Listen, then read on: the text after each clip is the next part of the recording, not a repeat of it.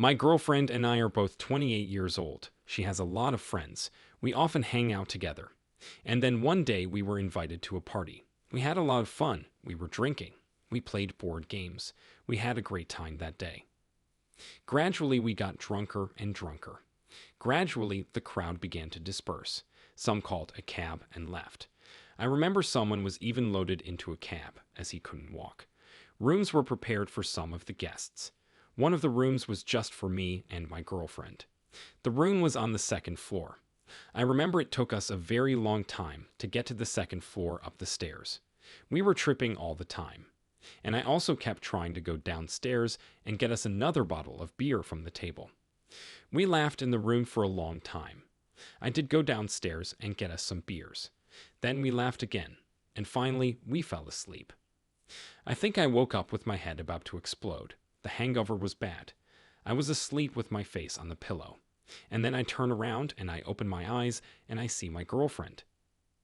I realize that a lot of people are going to be ridiculous to read further. Now looking at everything from the outside, I am also already laughing. But not then. So, I open my eyes, I see my girlfriend sitting on top of a guy. And the guy is lying next to me. We practically touch each other's shoulders. My girlfriend is waist deep underneath with no clothes on. Yes, that's exactly what they were doing. And I threw up. Of course, it would have been better if I had thrown up right on top of them then. But I just hopped off the bed and threw up on the floor. These two had plenty of opportunities to do it elsewhere. There were at least 2 spare rooms in the house. But they wanted adrenaline and decided to do it right next to me. I was dead drunk at the time. Later, I found out that my girlfriend had been sleeping with this guy for months when she was dating me. How disgusted I was that day. It was the worst hangover of my life. Of course, I broke up with the girl right away, but I still regret that company. They were so much fun to hang out with. Even that asshole I caught her with. Story 2. It would be great if you liked our stories, and if you would like to give us your generous likes, that would be just great. Last night my husband was at a company party and I stayed home with our 2-year-old daughter. He came home early in the morning while I was still asleep. When he woke up, he admitted that he had cheated on me with a colleague. They were very drunk, lost control, and it was all an accident. Now he was tormented by guilt and felt the need to confess everything to me. Now, as I sit here feeding breakfast to our daughter, I can't help but think about how to go on living with this information. I am hurt, confused, and don't know what to do next.